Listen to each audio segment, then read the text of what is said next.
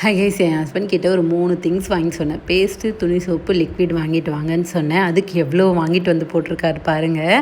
நான் ஏங்க இவ்வளோ வாங்கிட்டு வந்தீங்கன்னு கேட்டால், நீ திரும்பவும் போய் கஷ்டப்படக்கூடாதுல்ல, அதுக்காக தான் அப்படின்னாரு. அது இல்லை ரீசன், நான் அவர் திருப்பியும் கடைக்கு அனுப்பிச்சிட்டேன்னா அதுக்காக தான் இவ்வளோ வாங்கி வந்து போட்டார்.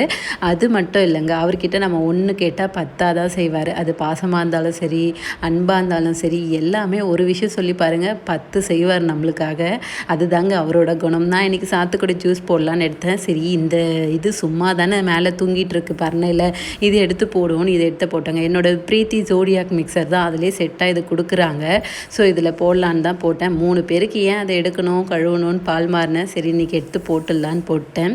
இன்றைக்கி நைட் டின்னருக்கு வந்து மினி இட்லி தாங்க செஞ்சுருந்தேன். நீங்கள் மினி இட்லியே இந்த மாதிரி நான் சொல்கிற மெத்தடில் சாப்பிட்ருக்கீங்களா இல்லையான்னு மறக்காமல் கமெண்ட்டில் இல்லைங்க. சாப்பிட்லன்னா கண்டிப்பாக ஒன் டைம் ட்ரை பண்ணுங்கள். வாழ்க்கையில் கண்டிப்பாக இந்த மாதிரி சாப்பிட்டே ஆகணும். அவ்வளோ டேஸ்ட் சூப்பராக இருக்கும். மினி இட்லி இந்த மாதிரி பீஸா கட் பண்ணிட்டு அதுக்கு மேலே அரைச்சி விட்ட சாம்பாரை போட்டு அதுக்கு மேலே காரா பூந்திய மழை சாரல் மாதிரி தூவிட்டு அதுக்கு மேலே சாம்பாரை போட்டு சாப்பிடுங்களேன், வேறு லெவலில் இருக்கும். கண்டிப்பாக ட்ரை பண்ணிட்டு எப்படி இருந்துச்சுன்னு கமெண்ட்டில் சொல்லுங்கள். மகிழ்ச்சி.